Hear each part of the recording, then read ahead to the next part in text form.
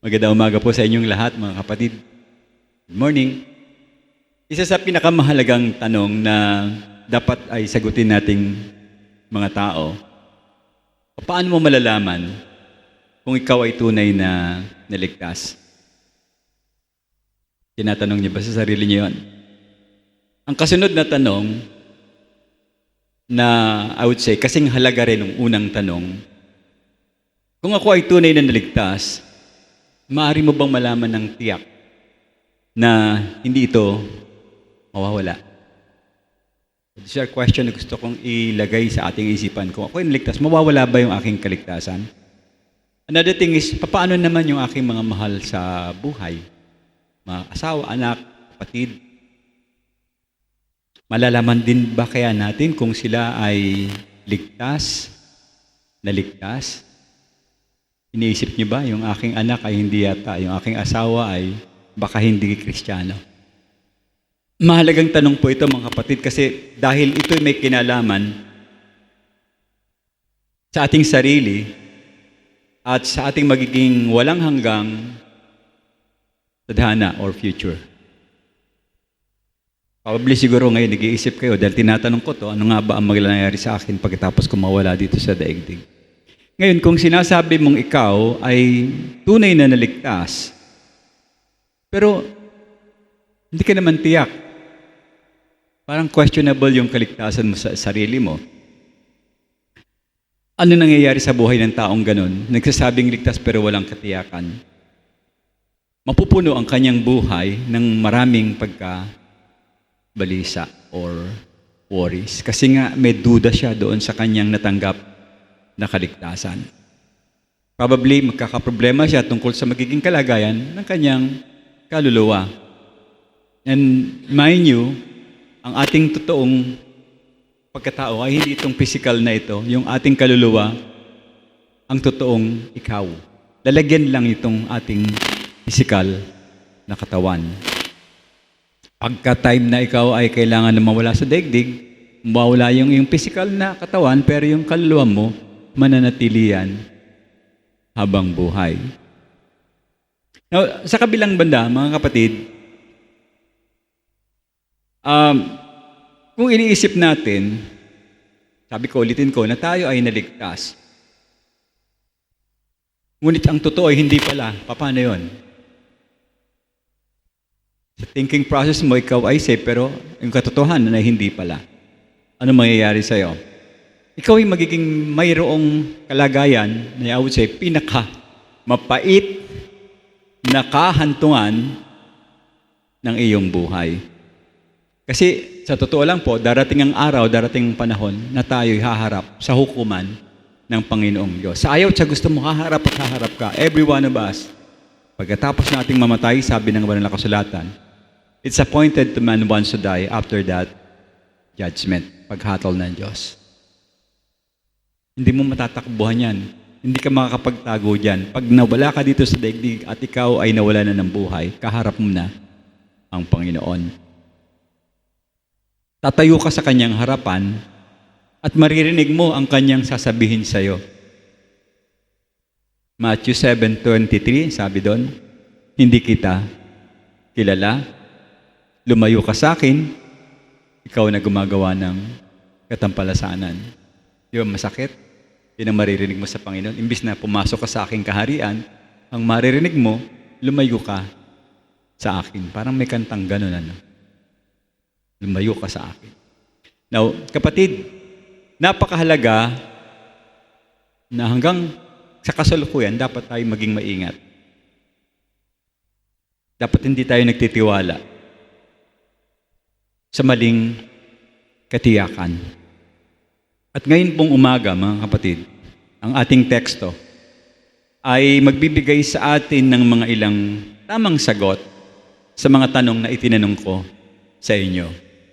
Well, bagamat hindi lahat ng katanungan nandun sa ating teksto, pero may sinabi si Apostle John sa kanyang aklat. Sabi ni Apostle John sa 1 John 5:13. Tandaan niyo to. Sa Bible study natin, tinalaki natin to, no? 1 John 5:13, kung saan isinulat, sabi doon, upang malaman mo na ang mga naniniwala sa Panginoon ay mayroong buhay na walang hanggan. So if you claim na you believe God, you believe Christ, naniwala ka sa Panginoon, magkakaroon ka ng buhay na walang hanggan.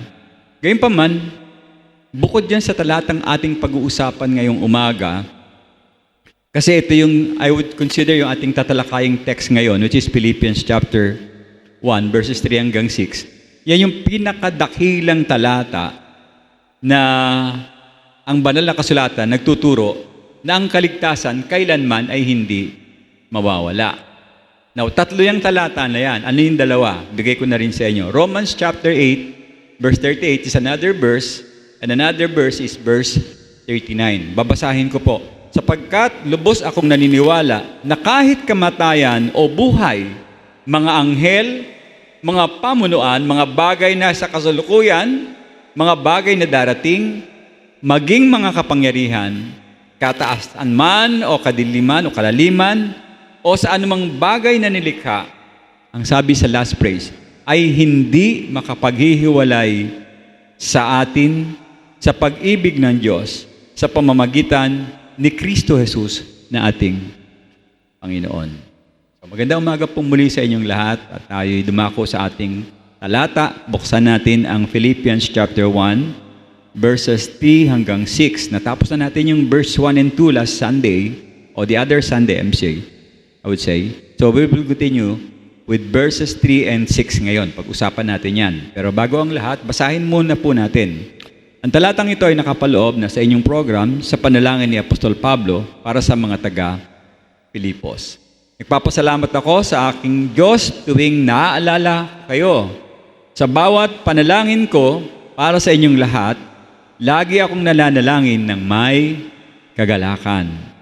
Dahil din sa inyong pakikibahagi upang maipalaganap ang Ebanghelyo mula nung unang araw hanggang ngayon, lubos ang aking pagtitiwala sa Diyos na nagpasimula sa inyo ng mabuting gawa. Ang tatapos nito hanggang sa araw ni Kristo Jesus. Dakilang Diyos, nagpapasalamat po kami sa iyong salita na nakakapagbigay sa amin, Panginoon, ng pagkilala sa iyo upang manatili kami sa iyong patnubay habang kami ay lumalakad kasama mo. Dalangin ko, O Diyos, ngayong umaga na pagkalooban po kami ng binhi ng iyong salita at inyo pong itanim ito sa mayabong naming mga puso upang ito'y magbunga patungo sa buhay na walang hanggan. Sa pangalan ng iyong anak na si Jesus, ito ang aming dalang. Amen. Okay, dun sa text na binasa ko, diyan po, sinimulan ni Apostol Pablo sa pamamagitan ng kanyang pagbanggit tungkol sa kagalakan. Joy. At habang siya ay nananalangin, anong kanyang banggit sa kanyang pananalangin? Pero siya kagalakan, at siya ay nagpapasalamat. Sinong pinapasalamatan niya? Yung mga mananampalataya na nakibahagi sa kagalakan. So, mga kapatid, kapansin-pansin po itong talatang ito kung inyong pinansin. Ano ang tuon ni Apostol Pablo? Ang kanyang tuon ay hindi sa kanyang sarili. Others, yung iba, ang kanyang binigyan ng pansin. Bagamat, ano ang sitwasyon dito ni Apostol Pablo? Siya ay nasa bilangguan sa kulungan. Wala pa siguro nakaranas sa inyo na mabilanggo dito. Wala pa.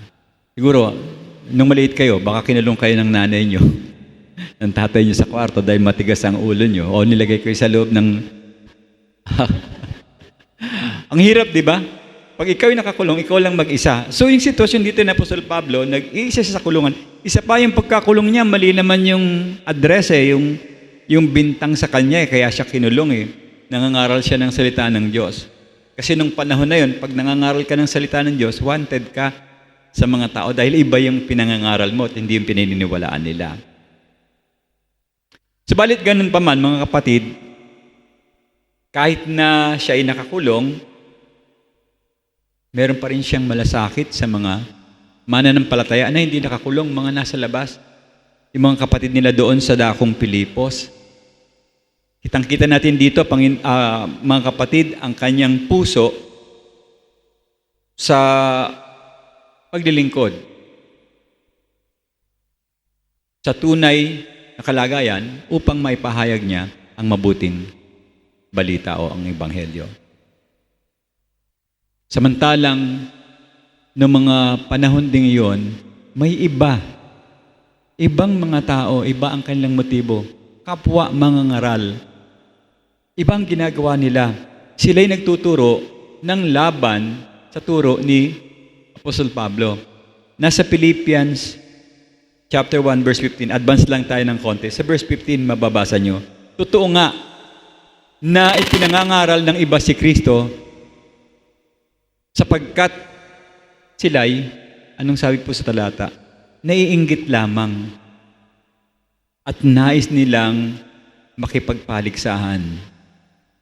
Samantalang ang iba naman ay dahil sa mabuting hangarin. So, hati yung mga mangangaral noon na kasama ni Apostol Pablo. Others are preaching because of envy.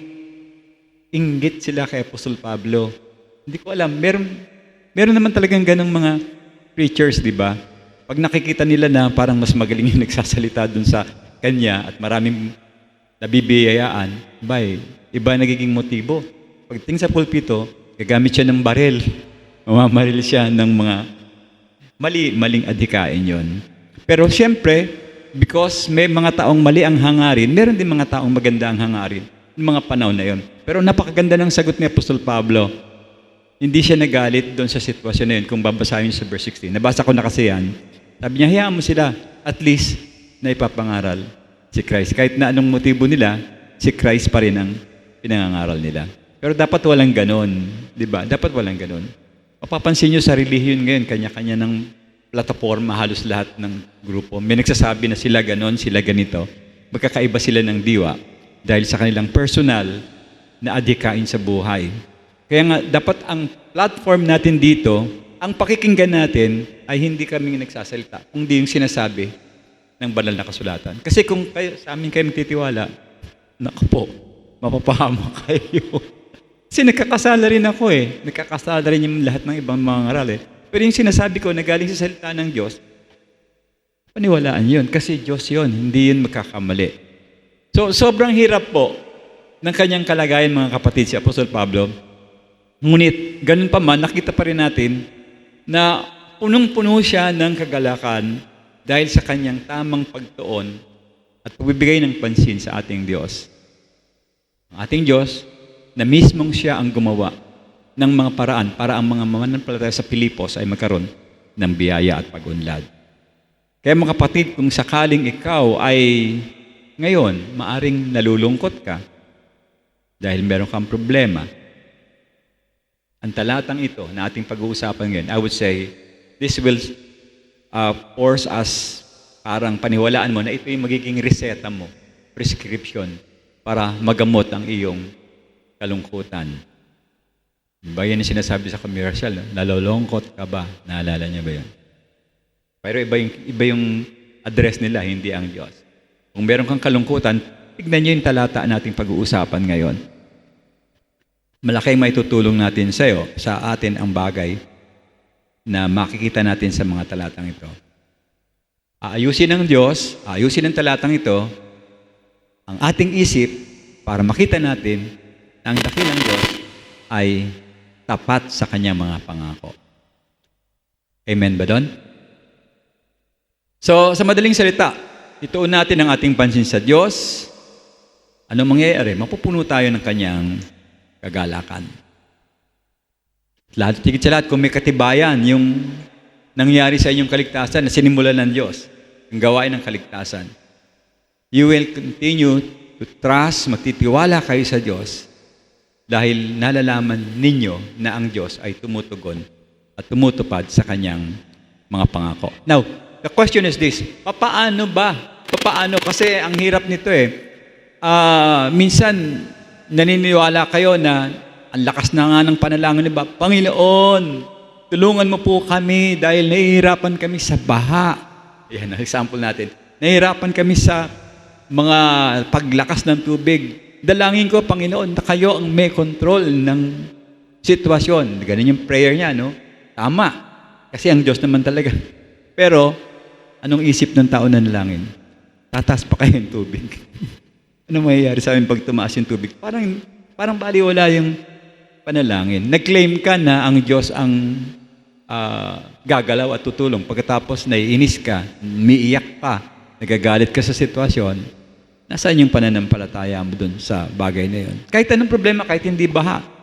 Halimbawa, kulang ka sa pera, kailangan mo ng additional na income or pera para masolve yung iyong problema. Hindi pangungutang, ha? Kung hindi, maaring meron kang gustong ipus na negosyo. Nasa Philippians din yun, di ba? Nasa 4:19, ang lahat ng bagay na hihingin mo sa Diyos, pero may kung ito'y para sa kanyang kaluguran, ano sasagot ng Diyos sa inyo? Ibibigay o hindi? Ibibigay. Ibibigay. Tapos ikaw magdududa, baka hindi ibigay, Ibibigay kaya? Anyway, nasa buhay niyo yan. Kayo ang nagdadala ng inyong mga pagtanaw ng pagtitiwala sa Diyos. Number 1 sa inyong program, ang gawain ng kaligtasan. Kasi yun ang ating dinidiinan dito, no? Para magkaroon tayo ng tiwala sa kaligtasan. Ang kaligtasan ay sino ang nagsimula? God. Nasa verse 6, no? Lubos ang aking pagtitiwala na ang Diyos ang nagpasimula, may guhit yan sa program niyo, sa inyo ng mabuting gawa. Kasi yung kaligtasan, consider as divine good. Ayoko tawagin human good, no? Divine good. Kasi sa Diyos galing yan. So siya na nagpasimula sa inyo ng mabuting gawa, ito po ay tumutukoy sa ating Diyos sa gawain ng pagliligtas na kanyang sinimulan. Of course, pagdating sa pag-uusap natin, dito sa mga taga-Pilipos, sa mga puso ng mga taong nandoon sa Pilipos. Okay? If you recall, yung pinag-aralan natin sa introduction, sa chapter 16 ng Acts, makikita natin doon kung paano tumugon yung unang-una, sambahayan ni Lydia, naalala nyo? Pagkatapos yung gwardiya doon sa bilangguan, di ba, naging Kristiyano rin yun, no? Plus, although silent, hindi masyadong binanggit, yung babaeng demon-possessed na nung sinaway ni Pablo ay nanahimik. I believe sigurado naging Kristiyano yun dahil si Apostol Pablo mismo ang ginamit ng Panginoon. So, ito yung pangangaral ng mabuting balita ng ang Panginoon ay namatay. Alam natin yan, no? Para saan yung kamatayan ng Panginoon? Para sa ating mga kasalanan. At ito'y ayon sa kasulatan.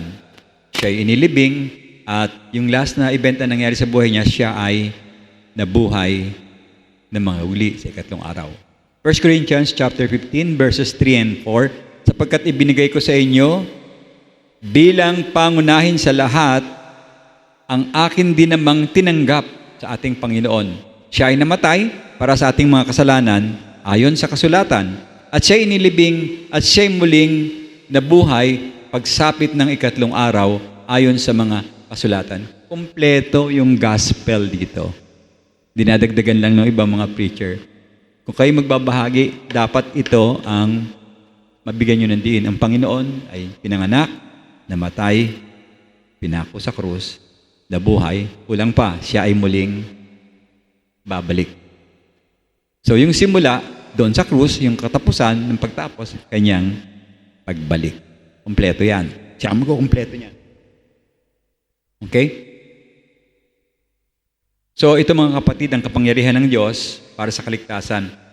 Naalala nyo rin siguro, pinag-usapan natin yung Romans 1:16. Sabi doon, hindi ko kinahihiya ang ebanghelyo sapagkat ito ang kapangyarihan ng Diyos sa ikaliligtas ng bawat sumasampalataya. Unay sa mga Hudyo, gayon din naman sa mga Grego. It covers lahat ng tao doon sa pagbabayad ng Panginoong Hesus doon sa krus ng Kalbaryo nung kanyang binayaran ng kasalanan. Para yun sa lahat ng mga tinawag ng ating Panginoong Diyos. Gusto ko maging specific. Pag sinabing lahat, hindi lahat ng tao. Yung mga tinawag lang ng Panginoong Diyos. Meron pang isang talata sa Efeso 1, talatang 4. Bago pa itinatag ang sanlibutan, pinili na niya tayo. Ayun, no? Pinili, elected. Kay Kristo upang tayo maging banal na walang kapintasan sa Kanyang harapan dahil sa Kanyang pag-ibig. So, sa pag-aaral po ng ating mga unang pag-aaral noon, mismo yung may akda na si Apostol Pablo, pinakita niya ang may akda ng kaligtasan ay ang ating Panginoong Jesus. Sa makatuwid, pinadala ng Diyos Ama ang isang tagapagligtas sa eksaktong panahon, tamang panahon yung pagkatakda sa Kanya. Kung ang Panginoon ay namatay, dapat mamatay din yung ating kasalanan bilang tanging katanggap-tanggap na, I would say, kahalili ng ating mga katampalasanan, kasalanan, karumihan, lahat sabihin na natin. John 1:29, nang sumunod na araw, nakita ni Juan si Jesus na papalapit sa kanya. Tapos meron siyang sinabi, ano yun?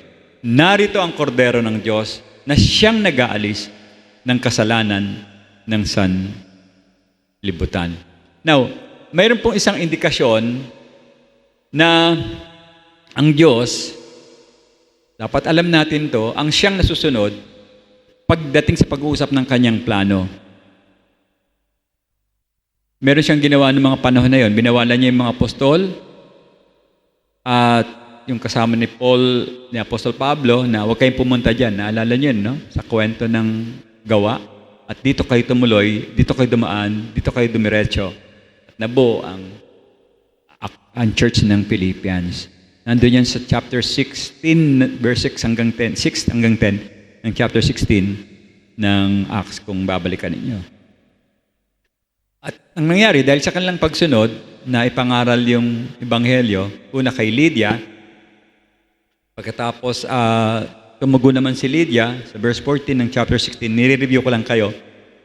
At gusto ko makita nyo na maliwanag na sinabi mismo ng Panginoon, sabi doon, sa John 6:44, walang makakalapit sa akin, malibang ilapit kayo ng Ama na nagsugo sa akin. So, kanino ang kilos para maligtas ang tao? Sa Diyos. Ang Diyos ang nagdadala ng tao sa mga mangangaral. So, yung una, ang kaligtasan, sinimulan ng Panginoon. Sa Kanya yan. Ang kaligtasan ay mula sa Panginoon. Kailangan din natin kasing maunawaan na yung mensahe ng Ebanghelyo ay hindi yung kung mayroon kang ilang mga problema lang, ano? Kasi yung iba lumalapit sa Diyos kasi meron silang malupit daw na problema. Nag-break sila o kaya nawala yung kanyang cellphone. Parang big deal sa buhay nila yon. Lumalapit sila sa Diyos. Pero pag nakakita ng bagong cellphone, nagbalik-balikan, nakakuha ng bagong jowa, back to normal, ayaw na naman sa Diyos.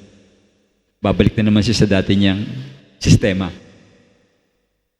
So, alalahanin natin, ang Ebanghelyo ay hindi po ang pagkakaroon ng maayos na buhay dito sa daigdig o ano bang tawag doon? Nagtitiwala ka sa Diyos para bigyan ka ng saganang kalagayan sa buhay. Hindi yan ang pangunahing mensahe ng Ebanghelyo. Bagamat madalas yan ang naririnig natin sa mga iba-ibang klaseng uri ng tema, pinagsama-sama nila at hiniharap nila sa Ebanghelyo. Isa lang ang problema ng tao. Romans 3:23. Ang lahat ay nagkasala.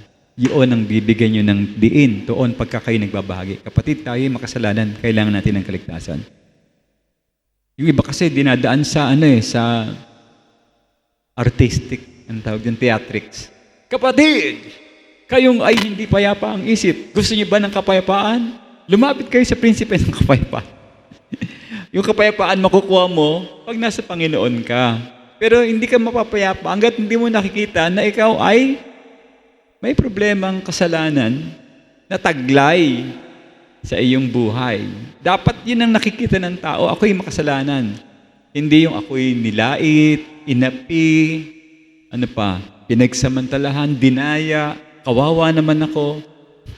Ang bigat ng suliranin ng tao, hindi niya nakikita. Kaya siya nagkakaroon ng ganung problema dahil meron siyang kasalanan. Kasi kung wala kang kasalanan at kagalakan na nasa buhay mo, magkakaproblema ka ba?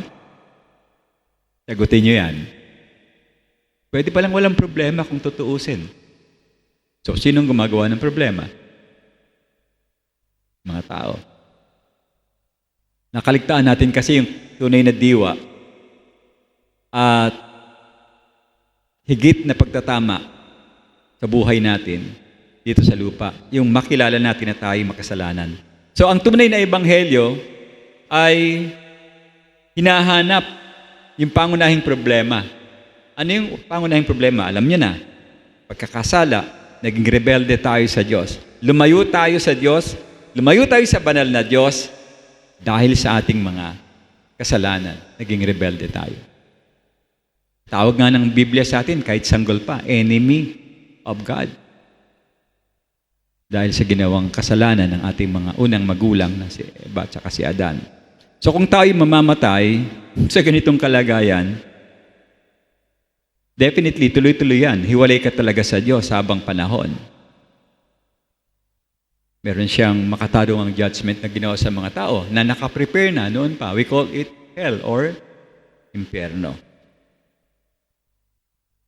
Doon ang kalalagyan ng mga taong hindi tapat sa kanyang pagtitiwala sa Diyos at nagdududa.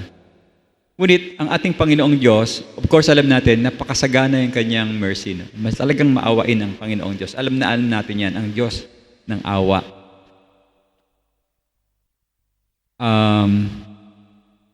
Mali din yung kanilang praise. Ano ba yung kanta? Nasa Diyos ang awa. Di mali ang gawa, nasa Diyos pa rin. Hindi ka makakagawa. Makakagawa ka kung tutulungan ka ng Diyos. Pero nasa Diyos ang awa, nasa Diyos pa rin. Ang gawa, ito nakita natin. Ang Diyos ang nagsimbula ng kaligtasan. So, bukod sa anumang bahagi ng tao, ibibigay ng Diyos sa atin ang pagbabago ng kalikasan natin para makita natin yung tamang paraan ng pagbabagong buhay. And it starts with what? John 3:3 and John 3:5. Anong tawag natin doon? Born again. Kapanganakang muli. Now, paano ba yung kapanganakan muli na yun? Dami nagtatanong. Yung iba, ginawang pangalan ng sekta. Oy, kami, born again Christian. Napaka-redundant. Kung Christian ka, obviously, born again ka. Hindi mo na kailangan, baka masyado akong pilosopo, hindi. Kasi ganun yung term nila eh. Hindi nila naunawaan talaga kung ano ibig sabihin ng salitang born again. Ang ibig pong sabihin ng isang tao ay pinanganak na muli, ang Diyos ang nagbibigay ng pagkakataon upang tayo ay magsisi. Pag tayo nagsisi sa ating kasalanan, malalaman natin yung katotohanan na ako pala'y makasalanan at hindi kayang iligtas ng sariling mga gawa. 2 Timothy chapter 2, verse 25. Mahinahon niyang pinapangaralan ang mga sumasalungat sa Kanya. Si Apostol Pablo to. Sa pag-asang pagkakalooban sila ng Diyos. Sa pag-asang pagkakalooban sila ng Diyos ng pagkakataong magsisi tungo sa pagkakilala sa katotohanan. Kita niyo na, kung hindi ka pala bibigyan ng Diyos ng pagkakataon na magsisi, hindi ka talaga magkakaroon ng kaligtasan.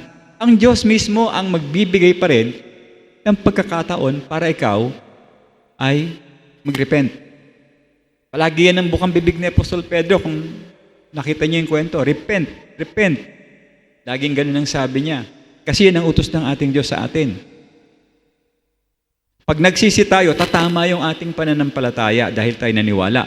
Sa verse 29, advance ulit, Philippians 1:29, sapagkat ipinagkaloob ko sa inyo alang-alang kay Kristo, hindi lamang ang manampalataya sa Kanya, kundi ang magdusa rin alang-alang sa Kanya.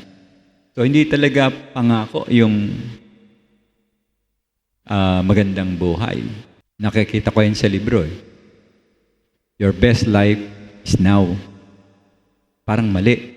Kasi future ang best life. Pag nandun na tayo sa ating Panginoon. But still, we could be very best sa sitwasyon natin kung tama yung pananampalataya mo dito. Katulad ni Pablo, I would say, the best scenario ng buhay niya, yung nagdudusa siya, pero tumutulong pa rin siya, nakapagpahayag pa rin siya ng salita kahit nakakulong siya. Pagkatapos hindi siya nagalit doon sa mga tumutulig sa kanya, gagalakan pa rin ang kanyang sagot. That is the best life na masasabi ko talaga now. Kung kaya natin gawin yon, makakatanggap ka pa rin ng best life. Kasi once na nangyari sa buhay mo yun, isa lang ang ibig sabihin nun, you're giving glory to God sa sitwasyon mo.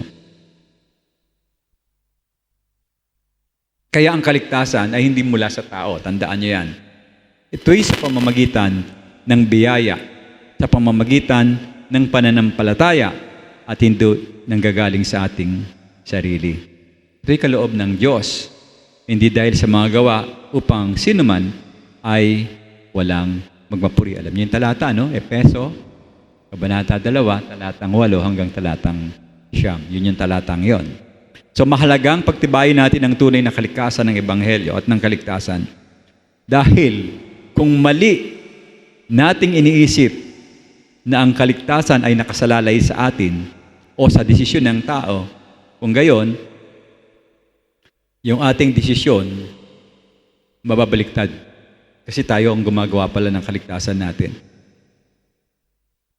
Now, ngayon po, gusto kong bigyan tayo ng babala, no? Sa bawat isa sa inyo nakikinig ngayon, bago tayo pumunta sa ating paksa. Marahil narinig niyo na yung mga tao kung tawagin ay Berean. Berean. Galing sila sa lugar na Berea. Kasi po, bakit ko nabanggit to? Parang you have to take note on this. Kasi may iba't ibang pananaw ukol sa tema o topic ng kaligtasan. Pero sa talatatan, nakita natin si God ang founder ng salvation. No? Sa kanya nagmula ito. Siya yung gumawa. Maliwanag sa atin yon.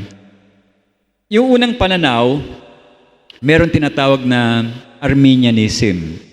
Arminianism, galing ito sa taong nagngangalang si Jacob Arminius.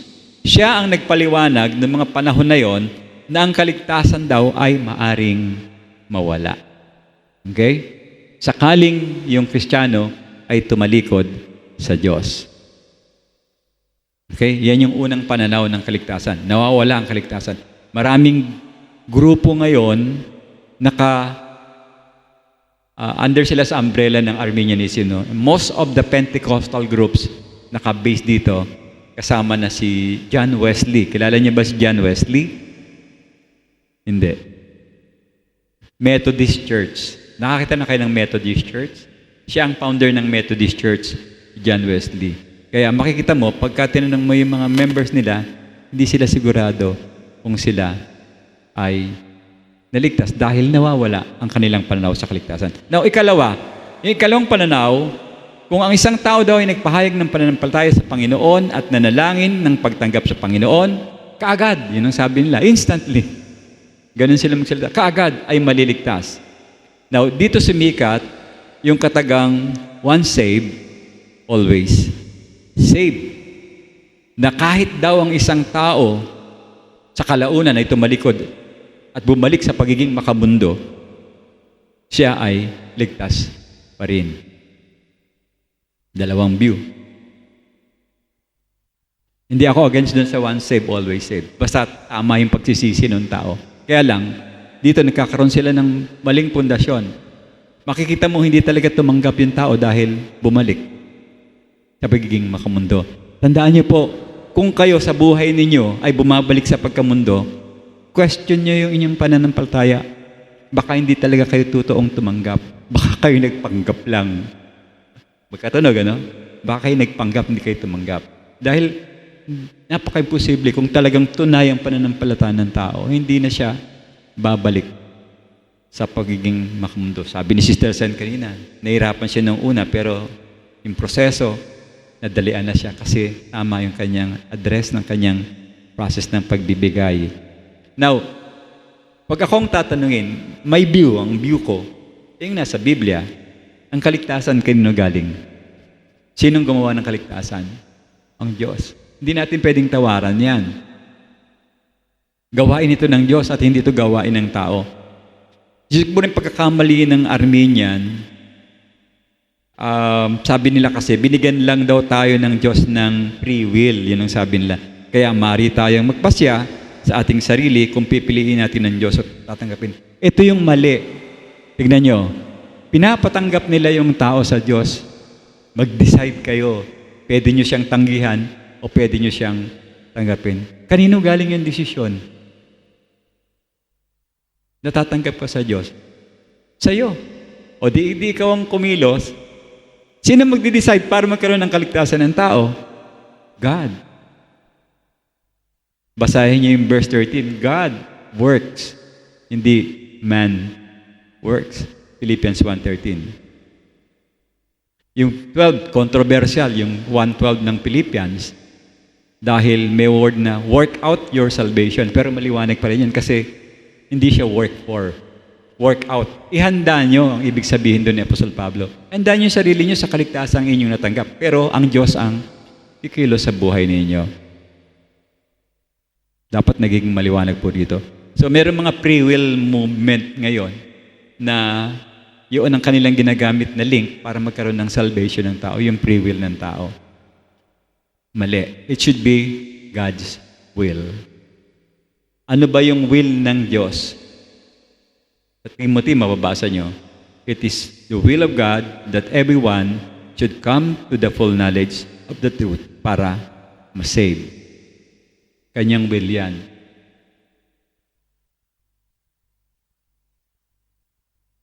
Kasi pag free will, pwede mong tanggihan, pwedeng hindi. Ano yun? Pinabargain mo ang Panginoon. Galing sa Panginoon ang kaligtasan. Basahin natin, Romans chapter 8, verse 7 and 8. Ang pag-iisip ng laman, tingnan nyo, ay pagkapuot laban sa Diyos. Ikaw kasi nag-isip, ikaw nag-decide. Sapagkat hindi nito nagpapasakop o hindi ito nagpapasakop sa kautusan ng Diyos at talaga namang hindi niya ito magagawa. Verse 8, Romans chapter 8, at ang mamuhay ayon sa laman ay hindi makakapagbigay lugod sa ating Diyos. Maliwanag po, napakalinaw sa banal na kasulatan na ang kalooban ng tao, free will ng tao, talagang totally ay hindi malaya. Maliban na ang taong ito ay makalaya sa pagiging makasalanan at paghihimagsik sa ating Diyos. Mga kapatid, mangyari sana, unawain po natin itong maigi. Ang isang tao ay hindi maliligtas, hiwalay sa pananampalataya sa Panginoon. Ang Biblia maliwanag, sinabi niya, kapag ang isang tao ay naniwala sa Panginoon, ang pananampalatayang iyon ay hindi bunga ng kanyang free will. Hindi. Ang Diyos ang nasunod. Sa halip ito ay nagbumula kanino? Sa Diyos na makapangyarihan. Di ba binasa natin kanina, no? Siya magbibigay ng pagkakataon para ka magsisi. So yung opportunity kung bakit ka nakalapit sa Diyos, galing pa rin sa kilos ng Panginoon. Wala tayong kapapil-papil kahit na 1 cc ng pananampalataya. Wala. Zero. It's all coming from God. Siya lang. Kasi siya ay perfect God. Pag tayo kumilos, wala. Perfect plus imperfect. Anong result? Negative. Dapat gawa ng Diyos, Diyos ang kikilos para maging katanggap-tanggap. Kaya nga, ang kaligtasan, sabi ko kanina, dahil alam natin Diyos ang gumawa, siya ang ganap na nagpasimula ng kaligtasan. Pangalawa, ang gawain ng kaligtasan, of course, merong ebidensya o may kasamang katibayan. Ang gawain ng kaligtasan ay may kasamang katibayan sa inyong program. Verse 5, dahil sa inyong pakikibahagi upang mapalaganap ang Ebanghelyo mula ng unang araw hanggang ngayon. Pakikibahagi yung word na ginamit. Ang proof para masabing ikaw ay talagang ligtas, nakikibahagi ka. Nagbabahagi ka. At nakikibahagi ka. Both ways. Kasi po, yung word na mabuting gawa dyan, na sinimulan, ito'y paraan ng Panginoong Diyos para bawat mananampalataya, each one of us, lumago tayo sa pananampalataya. Hanggang dumating yung kapanahunan at unti-unti tayong maging katulad, kawangis ng ating Panginoon. Romans 8:29. Sapagkat ang mga kinlala niya nung una pa man ay tinalaga na rin niya. Ayun, galing pa rin sa Diyos. Upang maging katulad sa larawan ng kanyang anak. Upang siya ay maging panganay sa maraming magkakapatid. Sabi niyo, ang hirap yata, ako magiging katulad ng Panginoon? Pwede. Pwede tayong maging katulad ng Panginoon. In fact, nung tayo nagkaroon ng kaligtasan, meron ng unang-unang previous na binigay sa atin, filling ministry ng Holy Spirit. Kasi kung filled ka ng Holy Spirit, obviously hindi ka nagkakasala. Ang problema natin, minsan pag nagkasala, nawawala yung filling ministry ng Holy Spirit. Nagiging control na naman ng old sin nature. Hindi katulad ng Panginoon, ever since from birth hanggang sa kamatayan, hindi siya lumabas sa filling ministry ng Holy Spirit. Nandoon yon. Lalo na kung tayo lumalago, natututunan natin yung nangyari sa buhay ni Apostol Pablo, na hindi na siya napikon, hindi na siya nagalit, hindi na siya nainis, hindi na uminit ang ulo sa mga sitwasyon. Hindi na siya, ano ba yung term? Dinedma yung nega. Dinedma yung bash. Tama ba ako? Bakit ginamit yung term na yun? Hindi niya pinansin yung mga problemang humaharap sa kanya. Malapit na siya dun sa, sa perfection. Magiging kawangis na nga rin siya ng Panginoon. And eventually, yun ang dapat maging layunin natin sa buhay. Maging malapit din tayo sa perfect. Tignan niyo yung katabi niyo. Malapit na sa perfection yan o dami pang mali? Dapat hindi ganun.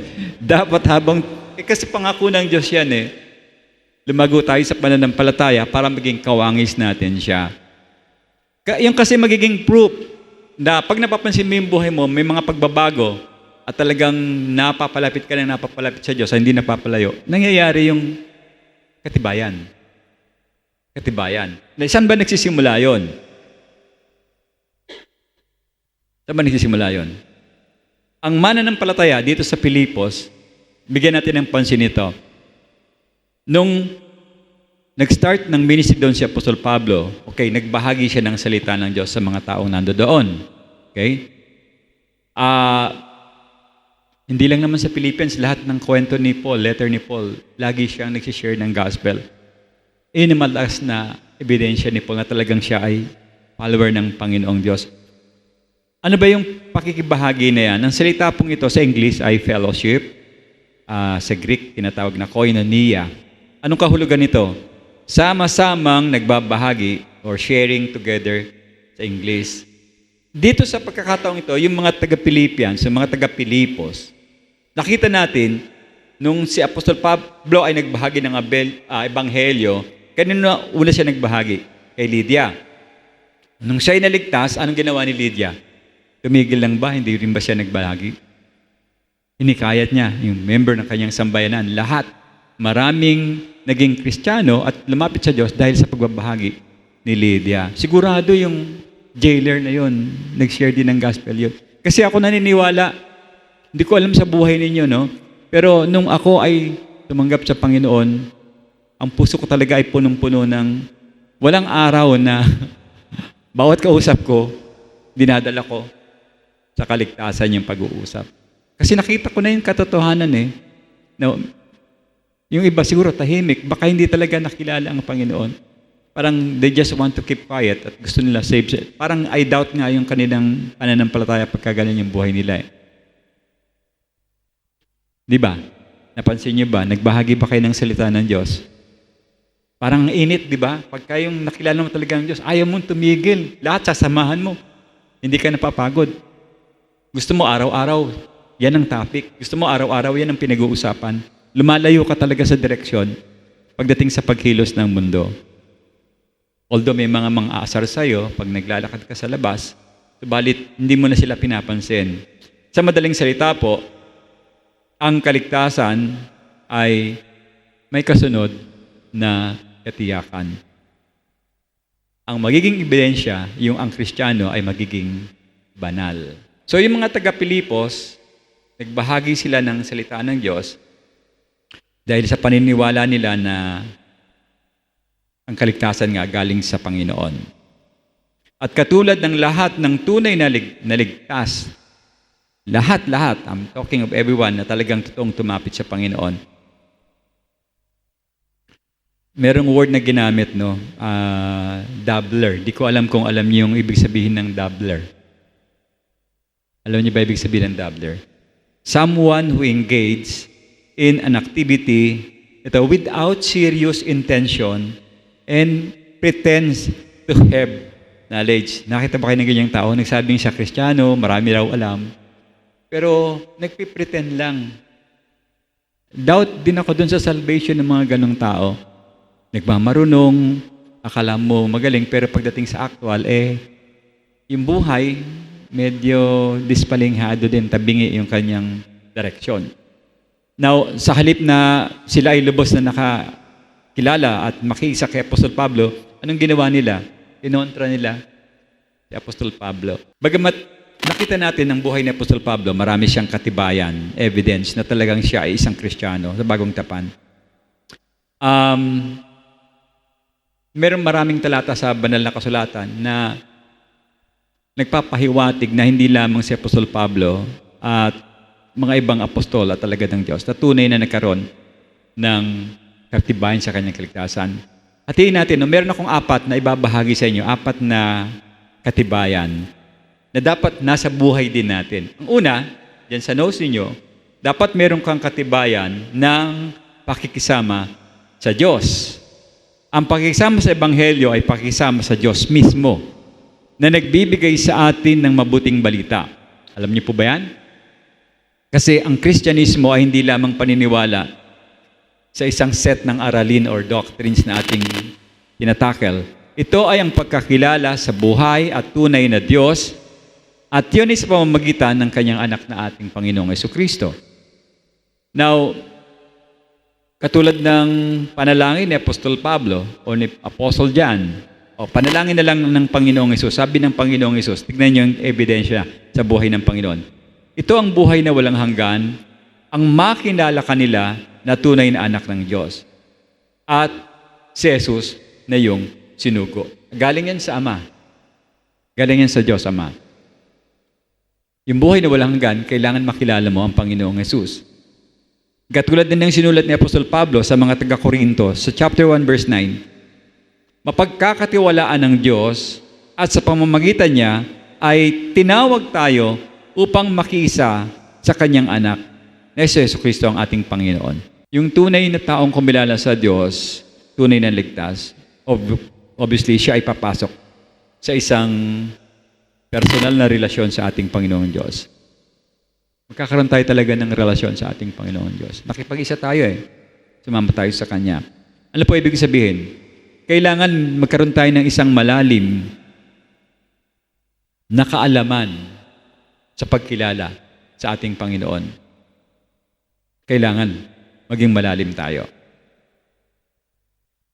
upang tayo lumago sa ating Diyos. Now, kasama rin sa kalagayan natin na dapat naglalaan tayo ng oras. Ebidensya, naglalaan tayo ng oras na magkakasama, pagbabahagi, mga iniisip, takot, pag-asa sa Diyos, at lubusang mas makilala ang ating Diyos sa atin. Kung ikaw ay merong nahanap yung katibayan sa buhay mo, dapat nakikibahagi ka kung anong gusto ng Diyos sa mga tao na nakukuha niya ibig sabihin. Nakikisama ka sa Diyos Kung ano yung layunin niya, dapat layunin mo rin. Kung anong plano ng Diyos, dapat plano mo rin. Nakisama ka sa Kanya Saan ba mangyayari yan? Sa church. Doon tayo, yun ang headquarters natin. Gayon pa man, ang isang katibayan na ikaw ay naligtas, dagdag, magkakaroon ka ng interes sa mga bagay ng ating Panginoong Diyos, lalo-lalo na yung pagpapahayag ng salita ng Diyos. Yung talatang binasa ko kanina mismo ang Panginoon, nagbabahagi siya ng salita ng Diyos. Dapat tayo bilang karelasyon ng Diyos ay nagbabahagi rin tayo ng ating mabuting balita sa ibang mga tao. Ngayon, tawagang kompansin ng bawat isa. Kapag ang isang tao ay nagsasabi na siya ay Kristiyano, subalit walang interes, hindi interesado sa mga bagay ng tungkol sa Diyos, ano ibig sabihin nun?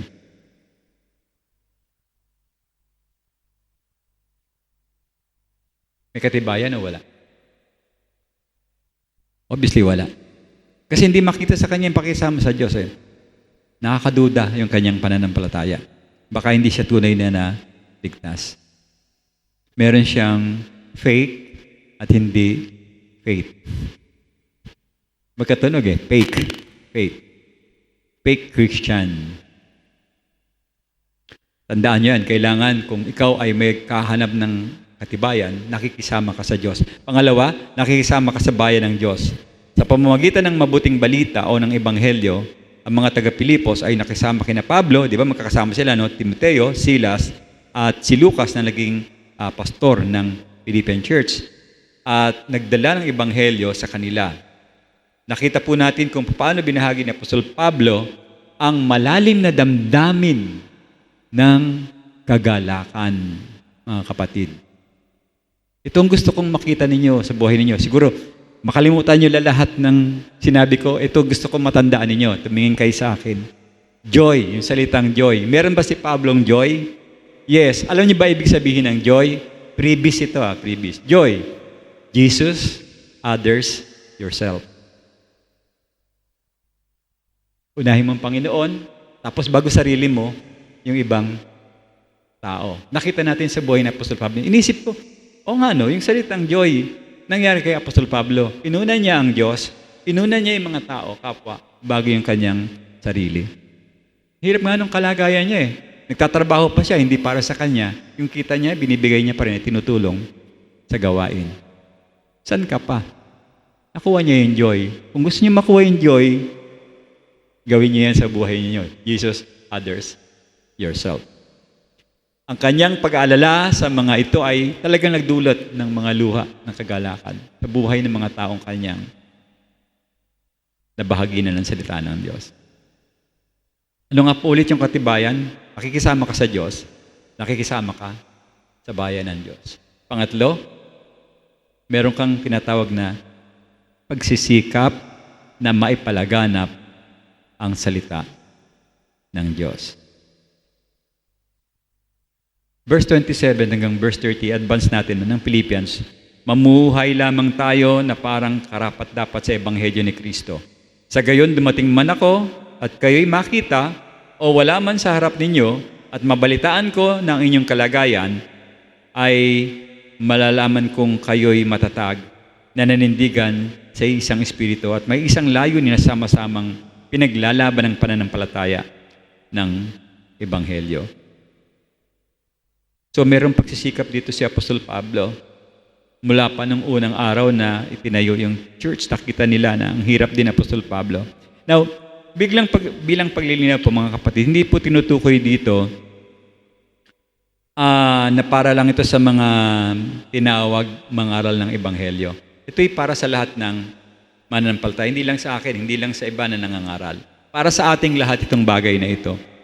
Kung ang buhay natin ay nabago sa pamamagitan ng mabuting balita at naranasan natin ang kapatawaran ng Diyos at ng ating mga kasalanan sa pamamagitan ng biyaya ng Diyos, kung gayon, kasama tayo ng unang apostol at dapat tayo mga kapatid ay nagsisikap din na magbahagi ng banal na kasulatan. Again, pag hindi ka nagbabahagi, question na naman yung katibayan sa buhay mo. Acts chapter 4 verse 20. Sapagkat hindi hindi sabihin ang aming mga nakita at narinig. Ganon sila ang tawag doon, passionate or trigger. Hindi kami pipayag. Nakita namin, narinig namin, hindi namin sasabihin sa mga tao.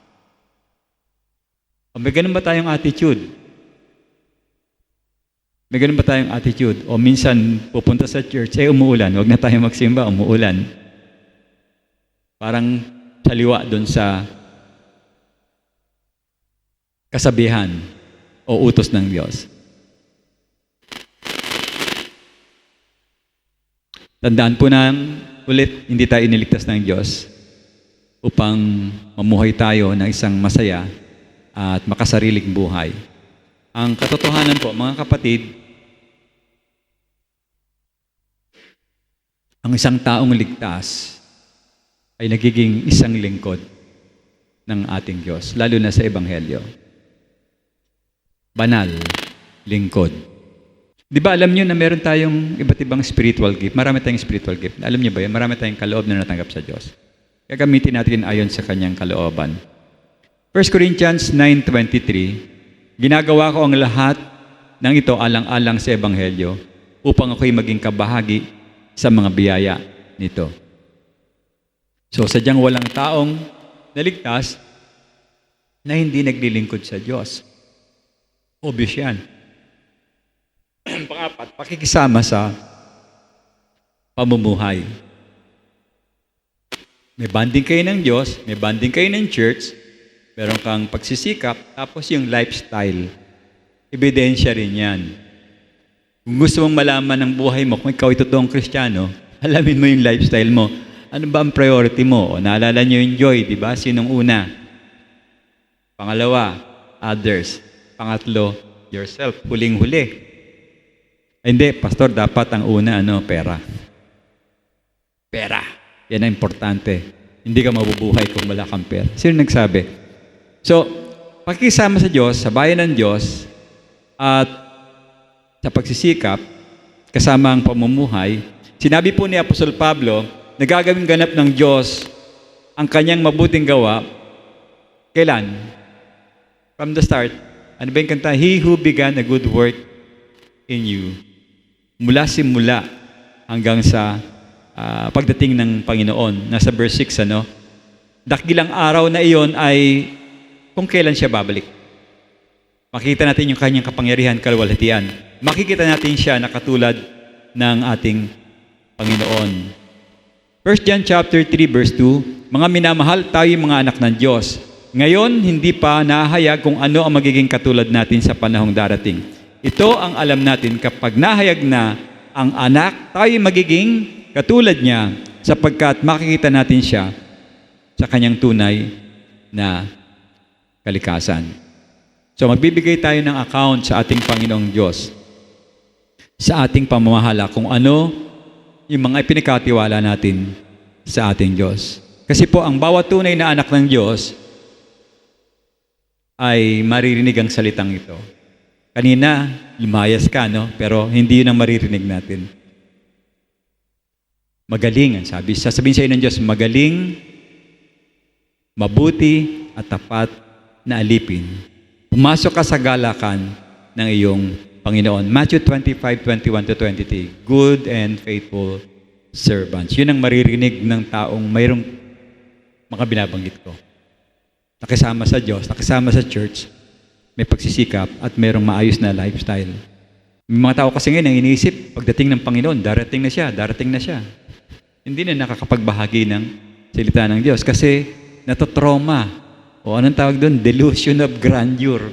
Parang mga katatakutan. Ang tawag ng conspiracy theory. Magkakaroon ng tribulation. Lilindol, magkakagera.